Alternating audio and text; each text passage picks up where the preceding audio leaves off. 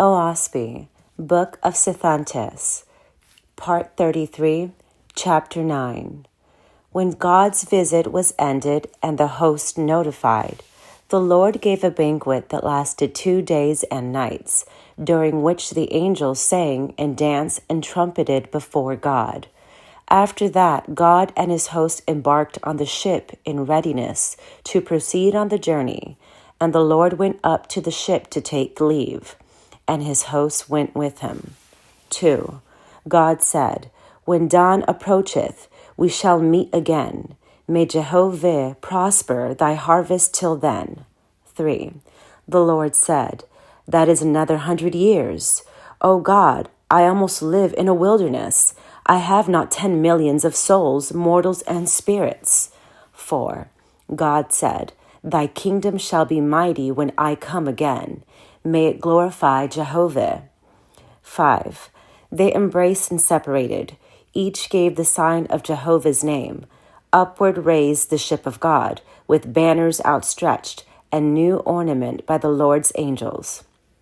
And now, taking course still west, sped on above the mountain tops, like a meteor hurried from heaven. Meanwhile, the trumpeters gave forth the gladly solemn sound of the march of God.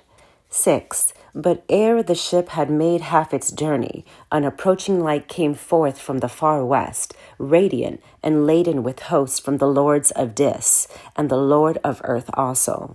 7. When the ships drew near and halted, God called with a loud voice, saying, "In Jehovah's name, all hail! I know my Lord cometh." 8.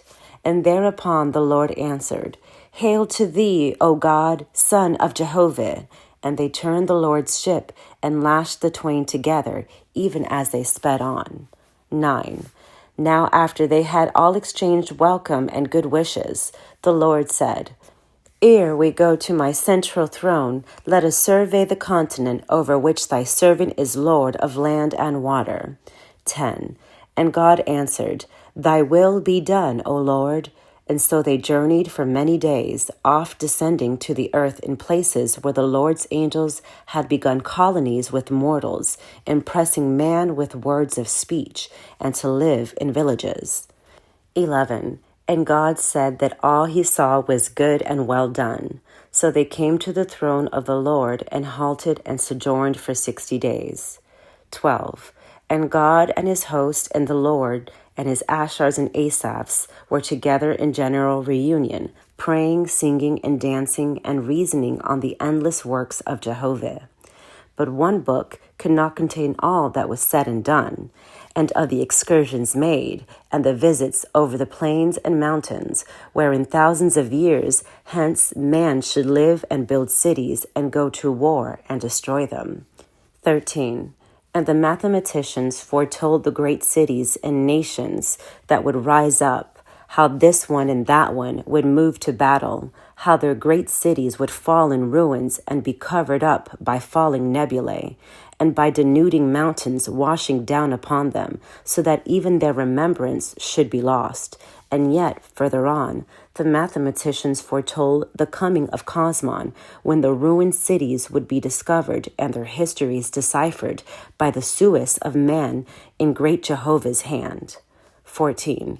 And now, when all these things were estimated, the prophets and mathematicians went before God, according to the commandments of the Lord, and they spake before God, Son of Jehovah, telling all these wonders. 15. When they had finished, God said, "What is our service on the earth, O Lord? A few centuries at most, and we will have risen up from the earth, taking our host with us to dwell in higher realms. But there shall be other gods and lords after us, to deal with mortals and spirits newly born. After a while, there shall be great warriors and great cities and nations, and they shall have gods and lords of their times, who will dwell many a weary year, a century, in the darkness with man. After that again, even the gods and lords will be forgotten, and man will turn against great Jehovah, putting to death his adherents, preferring idols of stone and metal, and spirits born of woman." 16. The Lord said, And yet further on, a brighter light adorneth the way. Great Jehovah's hand sendeth the traveling worlds into the light of Cosmon, and new prophets arise, gathering up the history's loss and glorious plan of the Great Spirit over all. Yea, even thy labor and my ships will be seen by mortals of that day. 17. Thus they discoursed, reading the past and the future, and weighing the present, whilst angels less informed gathered around to learn how worlds are peopled and nations and cities destroyed, the far off and the near at hand being as nothing in Jehovah's vast universe. 18. But the time came for God's departure, and he and his traveling host embarked, and the Lord and his angels drew around to receive God's prayer ere he left.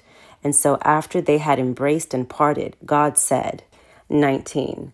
Though I go away, my love abideth with you all. And now, O Jehovah, bless these my fellow laborers, and make them strong to endure their great trials. Thine is the power and glory, O Father. Amen. 20. The ship rose up, and the trumpeters gave forth. Glory to thee, O Jehovah, forever and ever.